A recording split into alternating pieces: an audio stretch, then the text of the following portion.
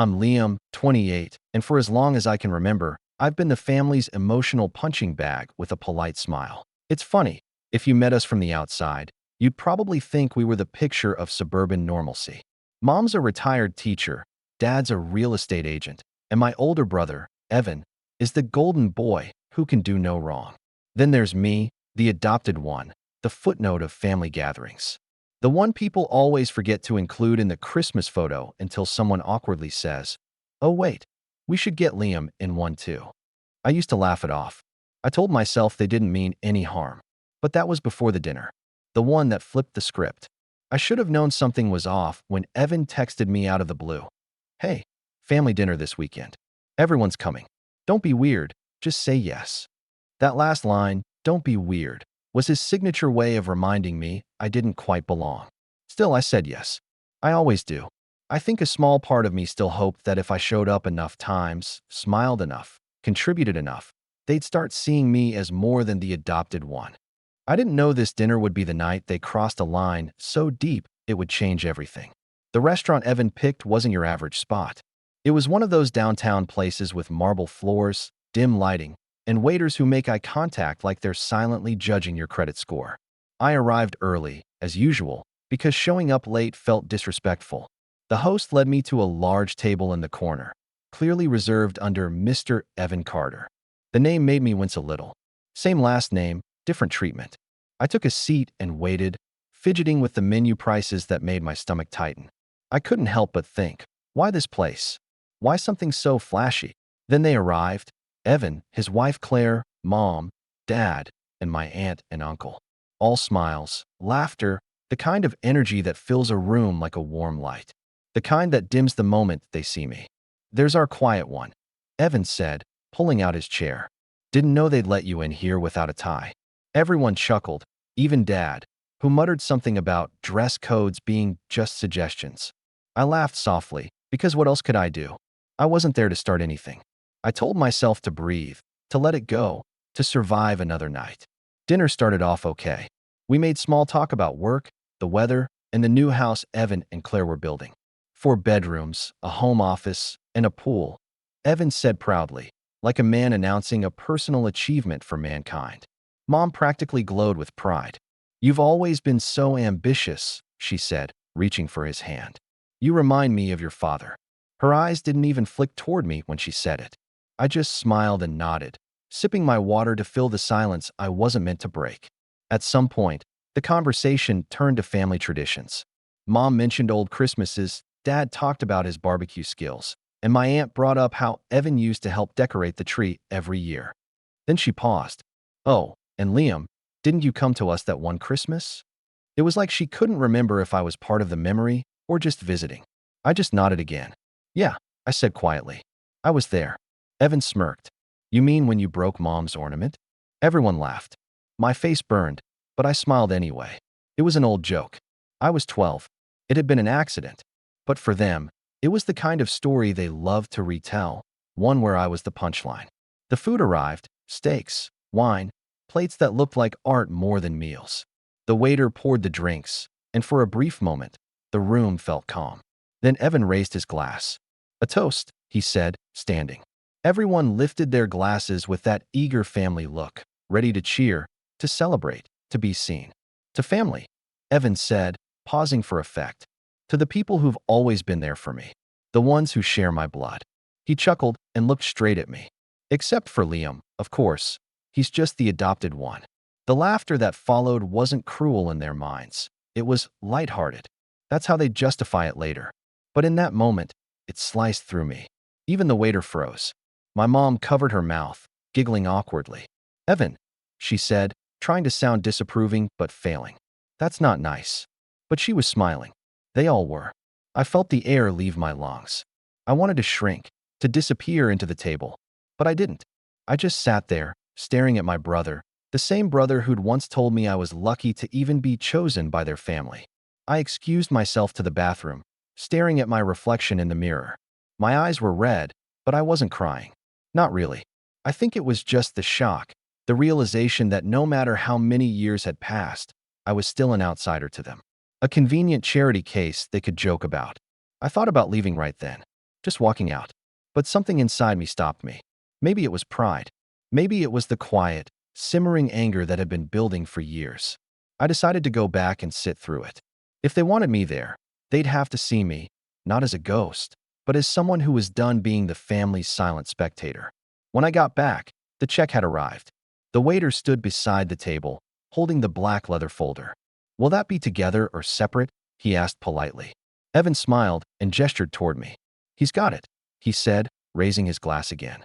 "Right, Liam? Big job now. Plenty of money to treat your real family." My mom laughed like it was the most natural thing in the world.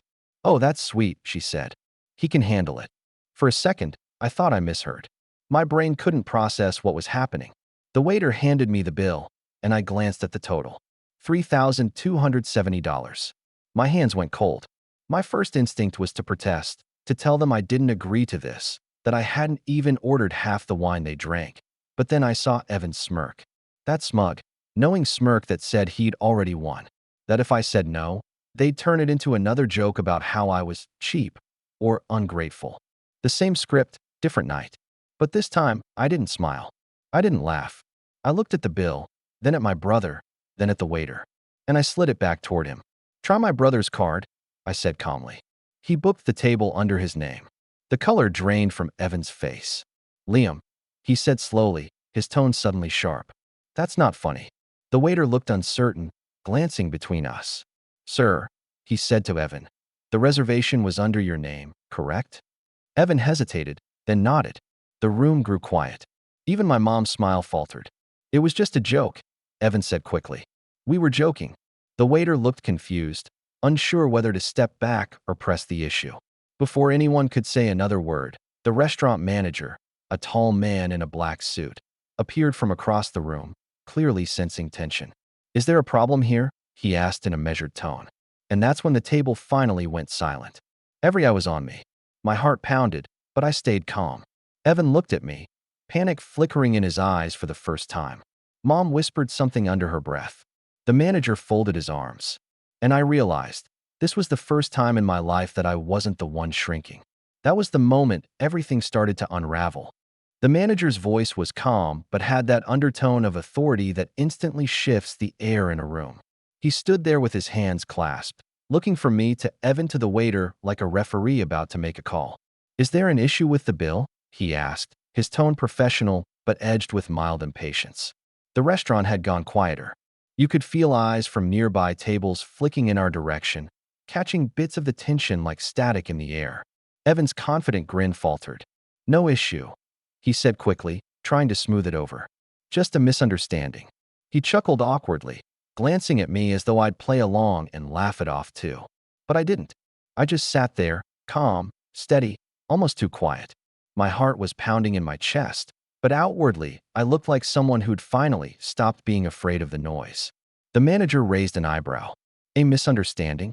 "Yes." Mom jumped in, her voice light, too cheerful. "My boys just like to joke. Don't they?" She gave a tight laugh, her eyes darting between us like she was trying to telepathically order me to drop it. "Family humor. You know how it is." The waiter looked unsure. He still held the bill in his hand, clearly uncomfortable. "Sir," he said to Evan, "since the reservation is under your name, the charges are typically placed on the booking holder's card unless specified otherwise." Evan's jaw tightened. "That's fine," he muttered, pulling out his wallet with exaggerated annoyance. He swiped his card, signing the receipt with a sharp flick of the pen, then tossed it back at the waiter like it burned him. "There," he said, glaring at me. "Happy?" The manager gave a polite nod, murmured something about enjoying the rest of your evening, and walked away. But the silence that followed was deafening. You could hear the faint clatter of dishes from another table, a laugh from somewhere across the room. But at our table, there was only tension. Thick, suffocating tension. Evan leaned forward, his voice low. "What was that, Liam? You trying to embarrass me in public?" I met his eyes. I wasn't the one who made a joke about being adopted in front of strangers. Mom sighed heavily. "Oh, for heaven's sake, it was just a joke," she said. "You're so sensitive sometimes, Liam. Honestly, you need to learn how to take a little teasing." "A little teasing?" I repeated quietly. You all laughed. Dad finally spoke, his voice that deep, no-nonsense tone he used when he wanted to end a discussion. "Enough." It was inappropriate. Yes, but dragging it out makes it worse. Let's not make a scene. Evan smirked, leaning back in his chair. Yeah, Liam. Don't make a scene. Something inside me twisted. For years, I'd taken that same tone. The patronizing calm, the unspoken, be grateful we even invited you. I'd taken it because it was easier than fighting back. But this time, I didn't let it go. I just nodded slowly, grabbed my coat, and said, "You're right. No scene." I stood up, dropped a 20 on the table for the tip, and walked out. Outside, the air was cold and sharp. My breath came out in white puffs as I stood there for a moment, trying to process everything. The neon lights from the restaurant flickered on the wet pavement, and for the first time in a long time, I felt detached. Like I'd stepped out of a role I'd been playing for years. My phone buzzed before I'd even made it to my car. It was Mom. I stared at the screen for a second before answering. "Liam, what was that about?" she said, her tone sharp now, the fake warmth gone. What about?" I asked. "Don't play dumb," she snapped. "Evan was just trying to include you, and you made a big scene. You humiliated your brother in front of everyone." I let out a bitter laugh. "He humiliated me, Mom.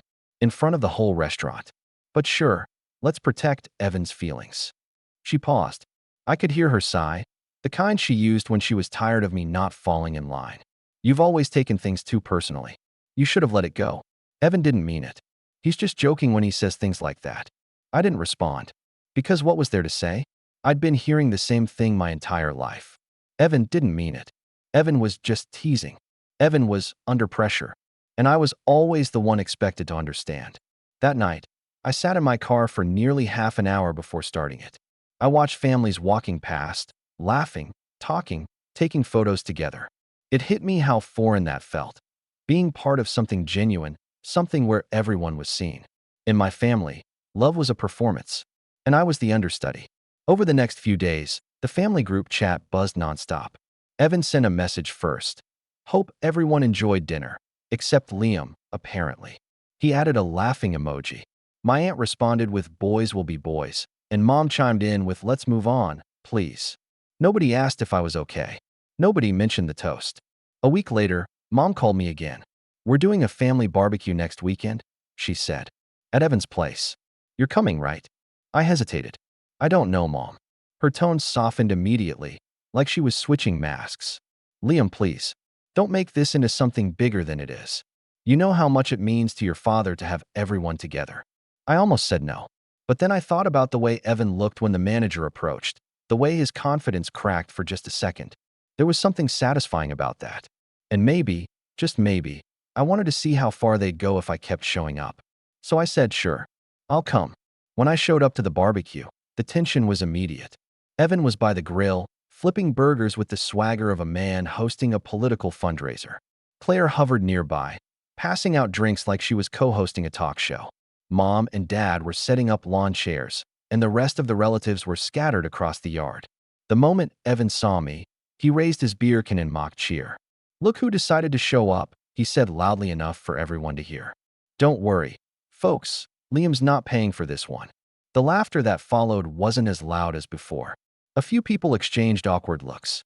Maybe word of the restaurant scene had gotten around. But Mom still laughed. Of course she did. "Oh, stop it," she said, swatting Evan's arm. "You boys and your jokes." I smiled tightly. "Yeah, jokes." Evan grinned. "Come on, lighten up. You've been brooding ever since dinner. Can't you take a joke, little brother?" Little brother. I hated when he called me that. Not because of the little, I was actually taller than him, but because of the way he said it, like he was reminding everyone I was the lesser one. Throughout the afternoon, he kept finding new ways to needle me. "Liam, grab me a beer." "Liam, you're sitting in Dad's chair." "Liam, maybe you should stick to soda. Don't want to rack up another big bill, huh?" Every time, I smiled and complied. Outwardly calm. Inwardly, I was cataloging every comment, every smirk. Claire wasn't much better. She leaned in at one point while we were getting food and said in that faux sweet tone she used when gossiping, "Evan told me you've always been a bit sensitive about the adoption thing. You shouldn't be, though. It's kind of special, don't you think? Like, you were chosen." "Yeah," I said, staring at her. "Chosen by who, exactly?" She blinked, thrown off. "By your parents, of course." I smiled faintly. "Right. They remind me of that every time Evan messes up. Her face went blank for a moment. Then she laughed awkwardly and walked away. The rest of the afternoon dragged on, a series of small humiliations wrapped in polite laughter.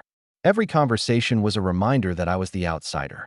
When the family photo time came, I stood to the side, waiting. They lined up, smiling, arms around each other. "Come on, Liam," Mom called. "You can stand at the end." At the end. Always at the end. I stepped into the frame, forcing a grin, and the camera flashed. But when I saw the photo later on Mom's Facebook page, I realized she'd cropped me out. The caption read, "My beautiful family." That night, I didn't sleep. I scrolled through old photos, messages, memories, trying to figure out when exactly I'd stopped being part of the family and started being a placeholder. Maybe it was never real to begin with. Maybe I was just convenient, until I wasn't. Over the next few days, things got worse. Evan started telling relatives that I'd gone weird, that I was holding a grudge over nothing. Mom backed him up, saying I'd been distant lately. They painted me as ungrateful, bitter, the family's black sheep. The more I stayed silent, the easier it was for them to rewrite the story. But silence had its uses. It let people get comfortable. It made them underestimate you. A few nights later, I got a call from Dad. His tone was gruff, businesslike. "Your brother's planning a big anniversary dinner next month. He wants to invite you. You're going." "Does he want to invite me?" I asked. "Or did you make him?" Dad sighed. "Don't start. This family's been through enough tension. You'll go, you'll be polite, and you'll keep the peace." "Sure," I said. "I'll keep the peace." But what I didn't tell him was that something inside me had shifted. For years, I played the quiet, understanding son. The forgiving one. The one who laughed off the jokes and took the blame. But now, something colder had taken root. When I hung up, I opened my laptop and started making notes.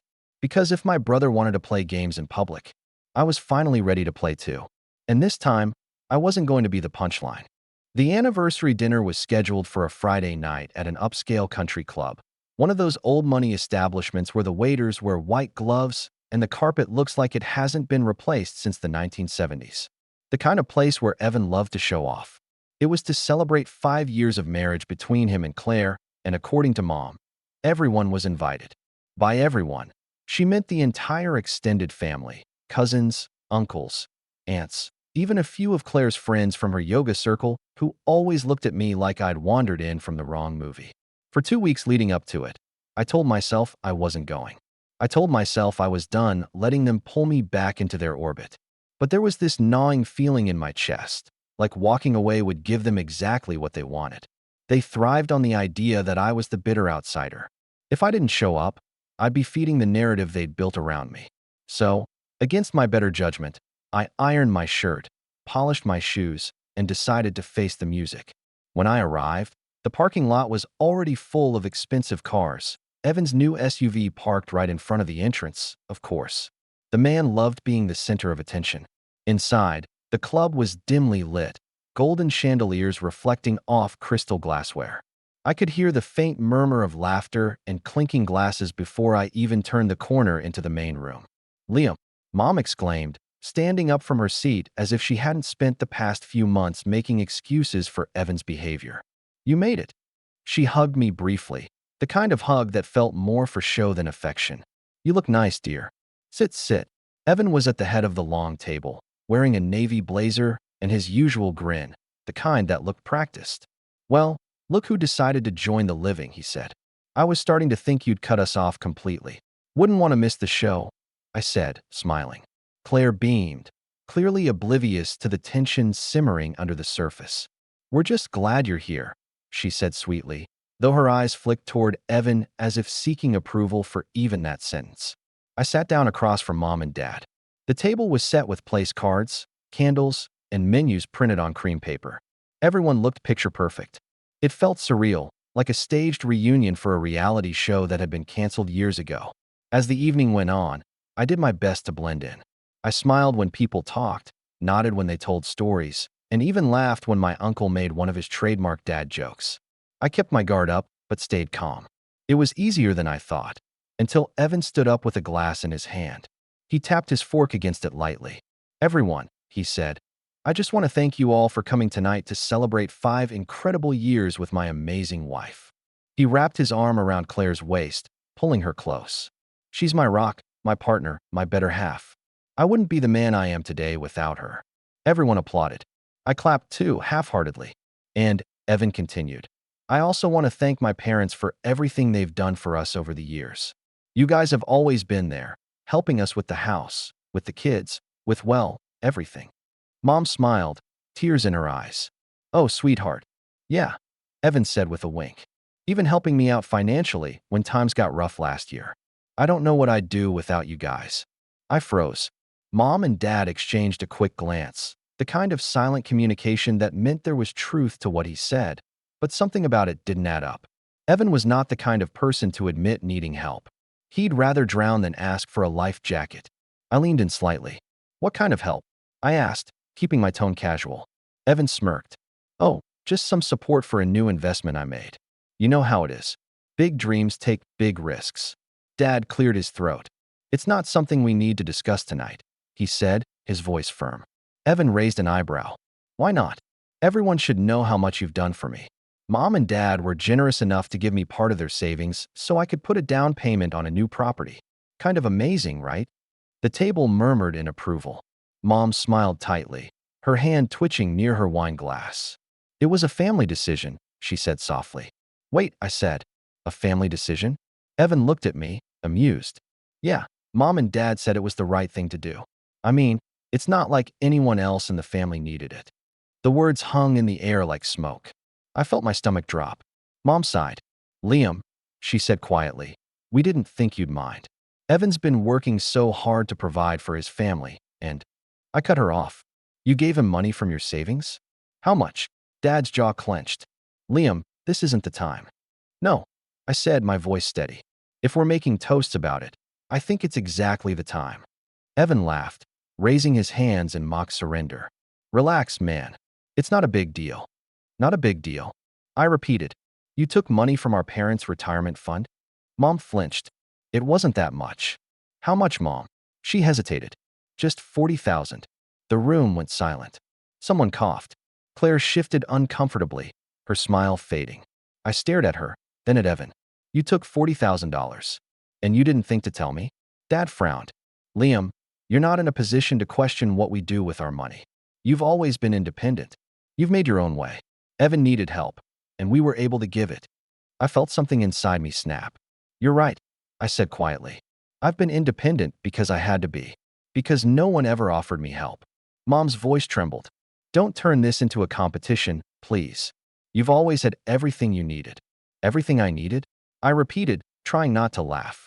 Do you mean the beat-up car I had to fix myself because you said you couldn't justify buying me one? Or how about the time I got into college and you told me you'd already spent enough on Evan's tuition? Yeah, I remember all the generosity. Evan rolled his eyes. Oh, come on. You're seriously bringing that up now? You've always had a chip on your shoulder, man. It's not my fault you can't let go of the past. I looked at him, my pulse pounding. You're right. It's not your fault. It's mine, for thinking I was ever part of this family. The words hit the table like a hammer. No one spoke. For a long moment. All I could hear was the faint hum of conversation from other tables and the sound of my own breathing. Evan shrugged. You're overreacting, he said finally. Mom and Dad helped me because they trust me. You'd just waste the money. Waste it, I said slowly. You mean like how you wasted the money they gave you for that business venture in 2019? Or the time you borrowed Dad's car and crashed it, then blamed me? Mom gasped softly. Liam, don't bring that up. Why not? I asked. It's part of the same story, isn't it? Evan messes up, and everyone scrambles to protect him. I make one complaint, and I'm ungrateful. Evan stood up, his expression tightening. You're making a fool of yourself. No, I said, rising too. You did that for me years ago. He opened his mouth to respond, but before he could, the club manager appeared, different from the restaurant manager weeks ago, but the same look of polite alarm on his face. Is everything all right here? Fine, Evan said quickly, forcing a smile. Just a family discussion.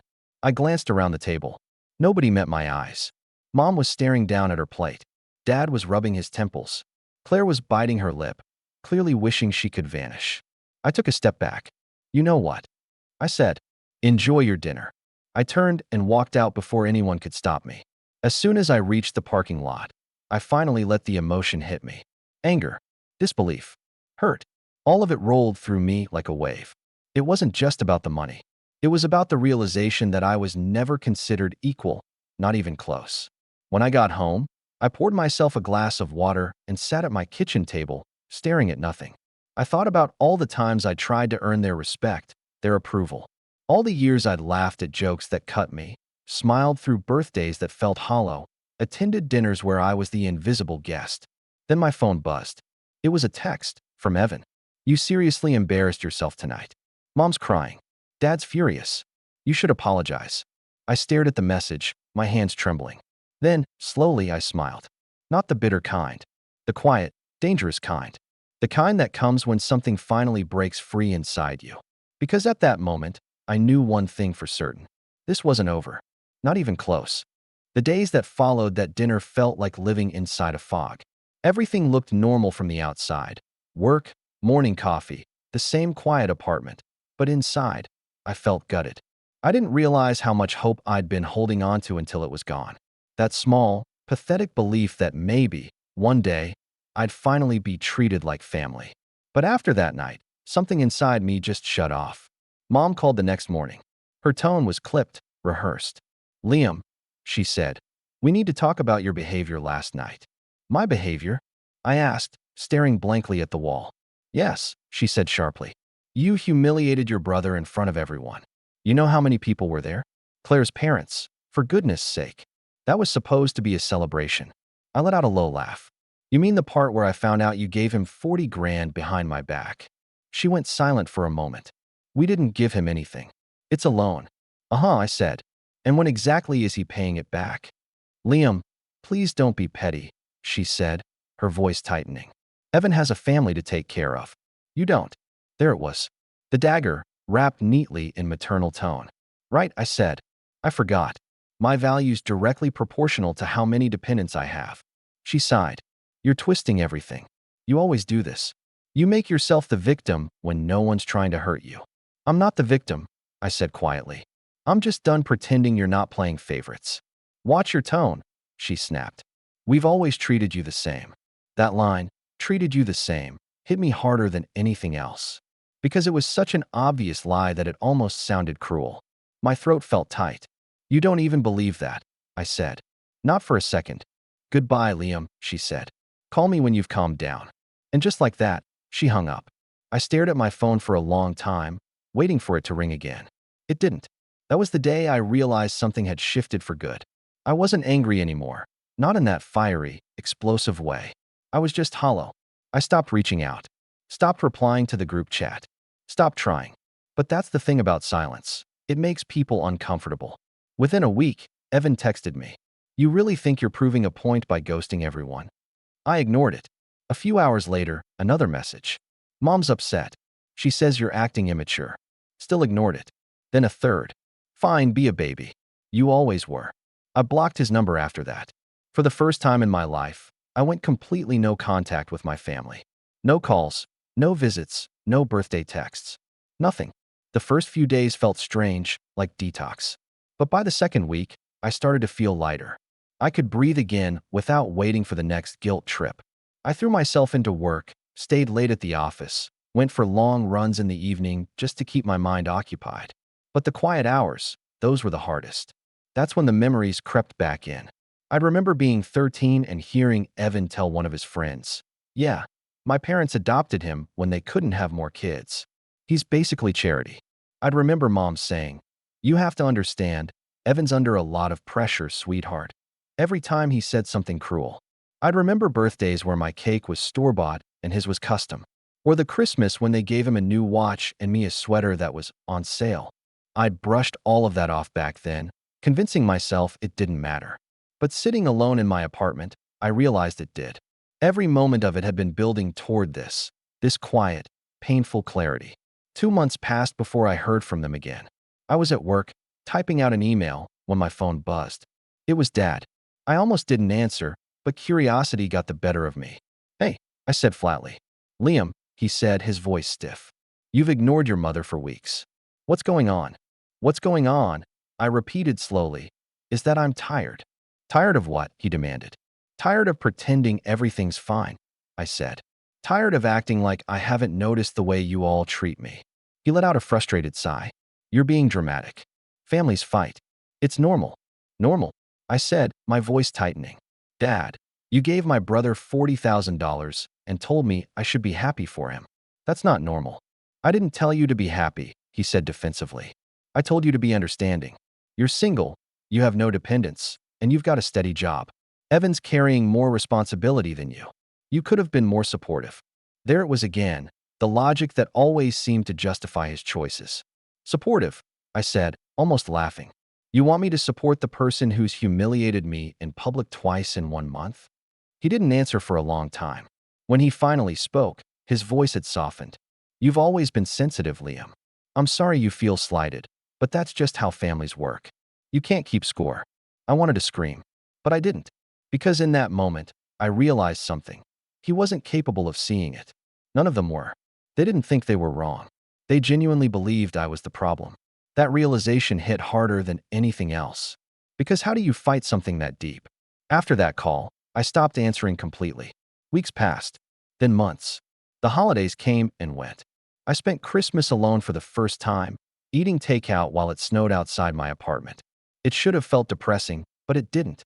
It felt peaceful, quiet, honest. Still, there was this ache I couldn't shake. That tiny, stubborn part of me that wanted closure. That wanted them to call and say, we were wrong. But they never did. In early spring, I ran into one of my cousins, Maya, at a coffee shop downtown. She froze when she saw me. Liam, oh my gosh, I haven't seen you in forever. I smiled faintly. Hey Maya, how've you been? She hesitated before saying, your family's been talking about you. I raised an eyebrow. I bet. She bit her lip. They said you cut them off for no reason. That you're being difficult. Of course they did. I don't believe it, she said quickly. I was at that dinner, Liam. I saw how uncomfortable you looked. It wasn't right. For the first time in months, I felt seen. Thanks, I said quietly. She hesitated, then leaned in a little. Can I tell you something weird? Sure. Evan's been bragging, she said. He said he's opening some new business, something with real estate. He even said he used family funds to start it. Family funds. I repeated. Yeah, that's what he called it. He said Mom and Dad were backing him, but he said it like he didn't have to pay it back. Like it was his by default. I felt my jaw tighten. Interesting. Maya frowned. He's also been saying you're jealous. That you've always been resentful because you're adopted. There it was again, the old narrative. The same tired story he'd been telling since we were kids. I forced a small smile. Thanks for telling me, Maya. She looked worried. What are you going to do? I finished my coffee before answering. Honestly, nothing. And I meant it. At least, in that moment. I was tired of fighting a battle that was always rigged. Tired of trying to prove I wasn't the villain in someone else's story. So I went home, turned off my phone, and sat in silence for a long time. But silence has a strange way of breeding ideas. In the quiet, I started thinking, not about revenge exactly, but about patterns. About the way Evan used people, manipulated situations, always landed on his feet because everyone else picked up the pieces. And I realized people like that only get away with it because no one ever holds them accountable. What if, I thought, someone finally did? That night, I opened my laptop. Not to type an angry email or post on social media. Just research. Small things at first. Real estate filings, business registrations, property transfers. The kind of information that's publicly available if you know where to look. And there it was, Evan's name, tied to a business he'd registered 3 months ago. The same timeline as the family loan. It wasn't much, but it was enough to tell me something. He wasn't struggling. He was expanding, using my parents' money to build something in his name alone. I stared at the screen for a long time, a quiet, almost eerie calm settling over me. I wasn't sure what I was going to do yet, but I knew one thing for certain. If Evan thought I'd disappear quietly this time, he was about to learn how wrong he was. The strange thing about hitting rock bottom is that it stops feeling like a place and starts feeling like freedom. There's a kind of peace in realizing you have nothing left to lose, no more approval to chase, no false smiles to maintain, no phone calls you're obligated to return. After years of trying to belong to people who only saw me as a convenient afterthought, I finally felt weightless. The weeks that followed were quiet but productive. I threw myself into work, really into it this time. I'd been working as a systems analyst for a logistics company, and I'd always been the guy who did everything right but never got noticed. The dependable one who picked up slack, never complained, and never asked for more. But something had shifted in me. I stopped playing small. I started taking initiative on projects, proposing new optimization systems, presenting in meetings instead of fading into the background. And for once, people noticed. By summer, I was promoted twice. Suddenly, I wasn't just the quiet guy in the corner. I was leading a small team. My salary jumped, and with it came something new: confidence. Not the loud, arrogant kind Evan always wore like cologne, but the quiet kind that came from knowing you built something yourself, brick by brick, without anyone's handouts. Outside of work, I started rebuilding too. I joined a gym, more out of restlessness than vanity, and found myself enjoying the routine, the rhythm of lifting, the focus it demanded. It became therapy. I started sleeping better, eating better, even picking up photography again, something I'd abandoned years ago when life had felt too heavy for hobbies. Every so often, though, I'd catch myself wondering about them. My family, whether they ever thought about me, whether they'd ever realize how deeply they'd fractured things. But every time that thought surfaced, I'd remind myself, they had their version of the story, and I had mine. And mine didn't include being their scapegoat anymore. Still, the universe has a twisted sense of humor. One morning in late July, as I was finishing up a quarterly report at work, an email pinged into my inbox. Subject line: Business Inquiry, Carter Holdings. I froze. Carter Holdings. Evan's new company. The message was from an unfamiliar email, but the name attached to the signature, Claire Carter, made my stomach tighten. Hi, Liam. Hope you're doing well. Evan mentioned that your company works with logistics systems, and we're currently exploring new vendors for our real estate expansion. I know things have been a bit tense, but I told him we should reach out to you professionally. If you're open to it, we'd love to schedule a consultation to discuss a potential partnership. Claire. I stared at the email for a long time, torn between disbelief and something darker: amusement. After all the humiliation, after the jokes, after the money they siphoned from our parents, he was now indirectly asking me for help. I took a deep breath, leaned back in my chair, and laughed quietly to myself. The irony was delicious. I didn't respond right away. I waited a few days, long enough to let the anticipation stew on their end. When I finally replied, my tone was perfectly professional. Hi, Claire. Thanks for reaching out. Happy to discuss possibilities. I'm currently managing several accounts, but I can fit in a consultation next week. Please have Evan send over your business documentation and current logistics structure beforehand so I can review. Best. Liam. No emotion. No personal touch. Just business. The next day, a thick folder arrived in my inbox: financial reports, supplier lists, the works. I opened it out of curiosity, expecting to skim through, but what I found stopped me cold. Buried in the spreadsheets were transactions that didn't add up. Large, recurring withdrawals labeled as consulting fees, all routed to a private account under Evan's name. The amounts were too consistent, too deliberate to be accidental. It looked like he was moving company funds into his personal account. Classic financial skimming. It didn't take long to confirm it. A quick public search showed that Carter Holdings had already missed a few payments to contractors, and there were online complaints about delayed invoices. Evan's company wasn't thriving. It was crumbling, and fast. And now he needed me. For the first time in years, I wasn't the one on the defensive. I had the leverage. I didn't even need to use it. Just knowing I had it was enough to shift the power dynamic completely. I met with Claire and Evan the following week at a downtown cafe. The moment I walked in, I could feel the tension. Evan looked uncomfortable in a way I'd never seen before.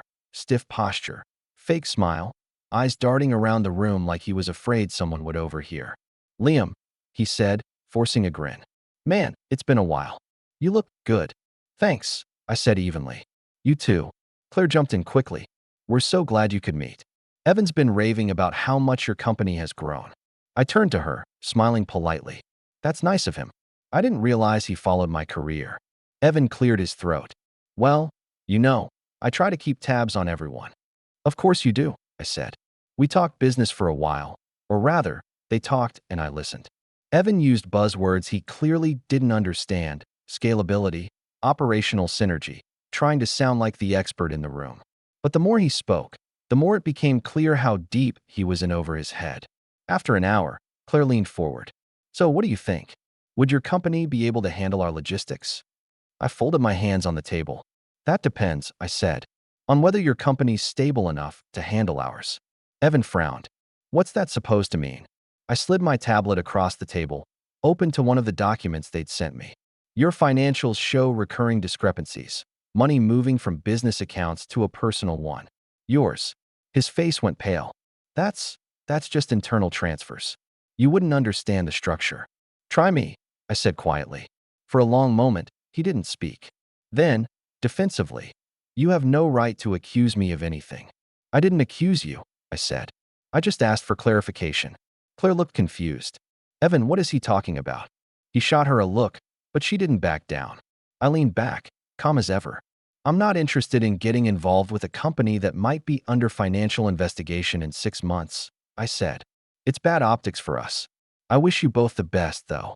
I stood up, gathered my things, and left before they could respond. As I walked out, I caught Evan's reflection in the cafe window. His expression twisted in panic, his composure cracked wide open.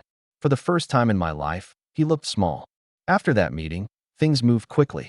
Word started spreading through the business community that Carter Holdings was struggling. Contractors were pulling out, vendors were demanding payment up front, and a few of his investors were starting to talk about legal action. I hadn't said a word, but I didn't have to. The truth was already loud enough on its own. Meanwhile, my life was thriving. Work was booming. My team had just landed a major client, and my boss started hinting about grooming me for a director position.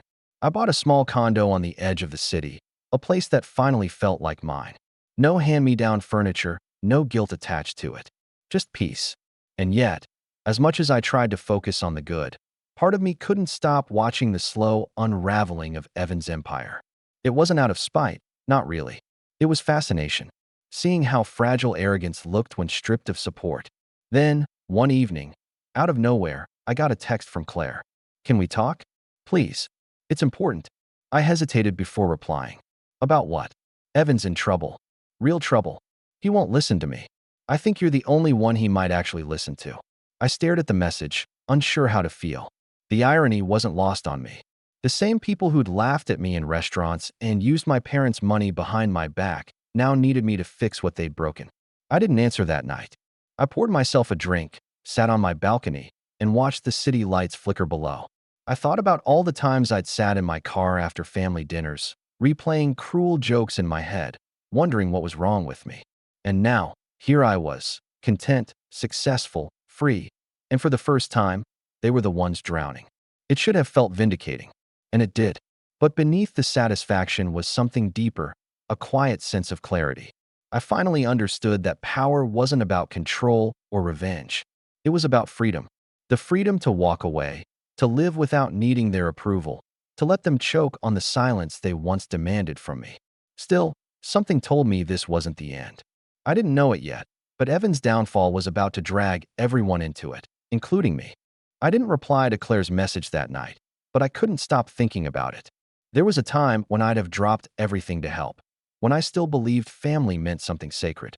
But now, I'd seen what family meant to them. It was a hierarchy, a system built on convenience, guilt, and control, and I was done playing at the bottom. Still, curiosity got the better of me. The next morning, I did a quick search, Carter Holdings News. The first headline stopped me cold. Local developer accused of misusing investor funds. The article was short but brutal. Evan's company was under audit for suspicious transfers and missing investor payments. The investigation was still ongoing, but the damage was already done. Clients were backing out, investors were lawyering up, and his name was being dragged through the mud. I should have felt pity, but I didn't. What I felt was opportunity. That afternoon, Claire called. I let it ring twice before picking up. Liam, she said, her voice shaking slightly. Thank you for answering. Please, just hear me out. I leaned back in my chair. Go on. It's bad, she said. Evan's panicking. He's been trying to move money around to cover the gaps, but it's too late. The investors are furious. If this goes to court, we could lose everything. I don't know what to do.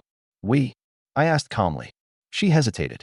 Look, I know you and Evan haven't been close, but he's still your brother. No, I interrupted. He's your husband. Not my responsibility. She was quiet for a long time. Then, in a smaller voice, I think he's been hiding things from me too. About the accounts. About where the money went. He's not himself anymore. I didn't say it, but the truth was obvious. Evan had finally outsmarted himself. Before hanging up, she said something that caught my attention. Liam, I think he might have used some of your parents' money too. Without telling them. That stopped me cold. What? Your mom called me last week, asking if we'd paid her back yet. But Evan swore he'd already transferred the money. I checked the accounts. It never happened. I thanked her, hung up, and sat there for a long time, fingers tapping the desk. Evan hadn't just burned his investors. He'd lied to our parents. Used them. Again. And that's when everything clicked into place. The revenge wasn't about humiliating him anymore. It was about justice. About balance. About finally making him face the consequences he'd spent his whole life escaping. I started with a few phone calls. Subtle ones. A contact I had in the finance department at work.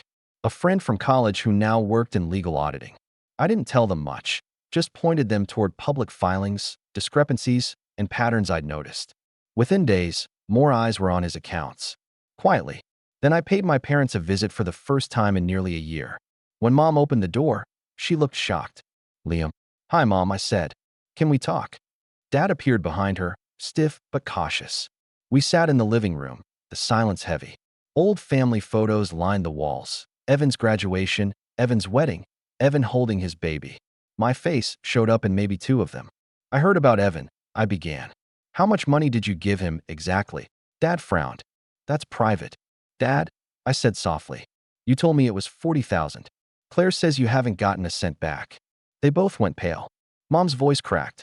He said he returned it months ago. He didn't, I said. He's been lying. And now his company's collapsing. You need to check your accounts. Make sure nothing else is missing. Dad stood up, his expression darkening as realization dawned. Are you saying he stole from us? I'm saying you should find out before it's too late. That night, they did. And what they found confirmed everything. Evan had been moving small amounts from their joint account into his business account for months. Not enough to raise flags individually, but together? Tens of thousands. Mom called me in tears. We trusted him, she whispered. I didn't gloat. I didn't say I told you so. I just said, I know. Because the truth was, I'd been that naive once too. But I wasn't anymore. The next step wasn't emotional, it was strategic. Over the following week, I started sending anonymous tips. One to the investor's lawyer, one to the journalist covering the story, one to a local business bureau. Each contained a few simple words and a copy of the transfer documents I'd found online. Nothing illegal, everything public. Just enough to guide them toward the truth. By the end of the month, Carter Holdings was officially under investigation. Evan's accounts were frozen. His name started trending for all the wrong reasons. And just when the storm hit its peak, I made one last move. I met with my boss and proposed a small expansion plan, a side partnership using my department's new analytics system. He loved it. Within weeks, the project launched. We called it LMC Logistics Solutions, my initials. 3 months later, it was profitable. 6 months later, it was thriving. And one evening, while I was closing up my office, I got an email from a property liquidation firm asking if I'd be interested in purchasing a commercial lot in foreclosure. The owner? Carter Holdings. Evan's building. I sat there staring at the screen for a long time before replying. I'll take it. The sale went through quietly. He never knew who bought it. He was too busy dealing with lawsuits and frozen accounts. It wasn't about revenge anymore. Not in the petty sense. It was poetic justice. He'd spent his life using people to build himself up. And in the end, I used his collapse to build something real. Something mine. A few weeks later, Claire reached out again. Her message was short. Evan's moved back in with your parents. They're barely speaking to him. I just thought you should know. I didn't reply. I didn't need to. That weekend, I drove out to the property I now owned. It was an empty office lot, quiet and sunlit. I stood there for a long while, hands in my pockets, looking out over the city. All those years I'd spent feeling small, lesser, like I didn't belong. And now, without even raising my voice, I'd reclaimed my power. No confrontation, no shouting, just calm precision. As I turned to leave, my phone buzzed one last time. It was Evan, a message I hadn't seen in years. I know it was you. I smiled. I know. When Evan texted me that last message, I know it was you. I remember sitting on my couch, staring at those 4 words until the screen dimmed. I didn't respond again. There was nothing left to say. The truth was already doing the talking for me. Over the following months, I started hearing about the fallout through quiet channels, small, inevitable ripples that turned into waves. At first, it was just murmurs in local business forums. Carter Holdings folds under fraud allegations. Then a brief headline in the regional paper.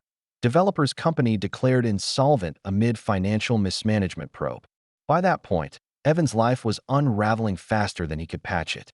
The investors he'd duped filed civil suits. The bank seized 2 of his properties, and his name became a whispered warning in business circles. Don't work with that guy. He's radioactive. I hadn't needed to lift another finger. I'd simply let the truth breathe. But the part that surprised me most was what happened inside the family. For years, Mom and Dad had clung to their narrative. Evan as the golden child, me as the sensitive one. But money has a way of stripping illusions. When the bank statements came out, when they realized their retirement savings had vanished into Evan's ventures, it broke something between them that no amount of denial could repair. Mom called me one evening in early winter. Her voice sounded smaller than I'd ever heard it. "Liam," she said softly, "we need to talk." I hesitated, then agreed to meet her and Dad at a small cafe near their house. When I arrived, they both looked older, not just physically, but in spirit.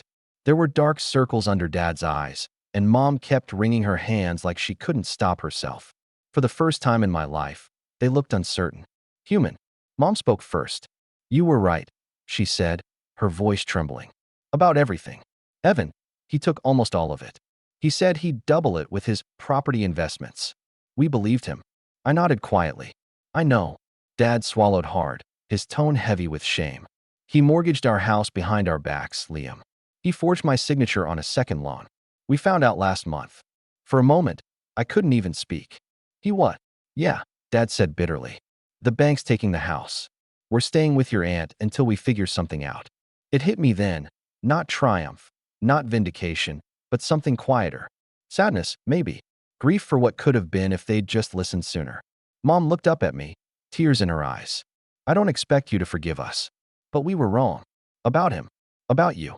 We treated you like an outsider when you were the only one who ever told us the truth." I didn't know what to say. For years, I'd imagined this moment, them finally admitting it, and I thought it would feel good. But sitting there, I just felt tired. "I don't need an apology," I said quietly. "I just wanted honesty." Dad nodded slowly. "You've always had more integrity than any of us." "I see that now." We sat there for a while, just silent. There wasn't much left to fix, but there was a small sense of peace, the kind that comes from no longer carrying someone else's burden. I paid for their coffee, hugged Mom, and left. A week later, I drove past their old house, the one Evan had mortgaged. There was a bank foreclosure sign planted in the front yard. The porch lights were off, the windows dark. I sat there in my car for a long time, watching the house fade into memory. It felt like closing the door on an entire chapter of my life. As for Evan, his downfall only deepened. Once the lawsuit started, he panicked. He tried to shift the blame to a non-existent accountant, then to Claire, then even to the investors themselves. But the evidence was too clear, and everyone who'd once laughed at his charm now turned their backs. Claire filed for divorce 6 months later. She got custody of their daughter and moved to her parents' place 2 towns over. When I ran into her months after that, she looked exhausted but free. She told me Evan was working part-time at a small construction firm, barely scraping by, living in a rented basement suite. "He still doesn't get it," she said. "He thinks he's the victim." I nodded. "He always did." She smiled faintly. "You were the only one who ever saw him for what he was." I didn't respond. Because the truth was, I hadn't seen him. I'd survived him. That night, I went home and opened a folder on my laptop labeled Past. Inside were all the files I'd collected, financial records, screenshots, articles, proof of everything. I hovered over the folder for a long time, then deleted it. There was no satisfaction left in holding on to it. That was the difference between us. Evan needed to control people to feel powerful. I didn't. My peace didn't depend on anyone's destruction. I was finally free. Months passed. My business continued to grow, and I hired new staff, some of them kids right out of college. I made it a point to mentor them, to give them the kind of encouragement I'd always wished someone had given me. Watching them succeed became my quiet redemption. One afternoon, I got a letter, an actual handwritten letter, with no return address. Inside was a single piece of paper. The handwriting was unmistakable. Liam, I don't expect you to forgive me. I just want you to know I understand now. Everything I did, everything I said, it was out of jealousy. You were always stronger than me. You didn't need approval. You didn't need anyone. That scared me. I've lost everything. But maybe that's what I needed to finally see it. Take care of mom and dad. They don't deserve what I did to them. Evan, I sat there for a long time, reading it over and over. Part of me wanted to rip it up. Another part of me wanted to believe it. But I didn't reply. Some things are better left unspoken. A few weeks later, Mom called again. He's moving out of state, she said softly. Starting over somewhere new. Good, I said. He needs that. And that was it. That was how the Carter family quietly fractured and rebuilt. Not with a dramatic reunion, not with forgiveness or hugs, but with distance, honesty, and silence. Mom and Dad eventually bought a small apartment downtown. We speak sometimes now, cautiously, carefully, like two people learning a language they once mangled. It's not perfect, but it's real. I visit them every now and then. I bring groceries, fix things around their place. I don't do it out of obligation. I do it because it feels right. Because I finally get to choose what kind of person I want to be, without anyone defining it for me. And sometimes, on quiet nights, I think back to that restaurant. The toast, the laughter, the humiliation. The moment my brother raised his glass and said, "Everyone, let's toast to family, except for Liam." I remember how small I felt, how powerless. And then I remember sliding that $3,270 bill across the table and watching his face drain of color. The first crack in a mask that would eventually shatter completely. In a way, that moment wasn't just the start of my revenge, it was the start of my freedom. Because sometimes, you don't get justice by fighting louder. You get it by walking away and letting the truth do its work. And when the dust finally settles, you realize the sweetest revenge isn't watching them fall. It's standing tall in the silence they left behind.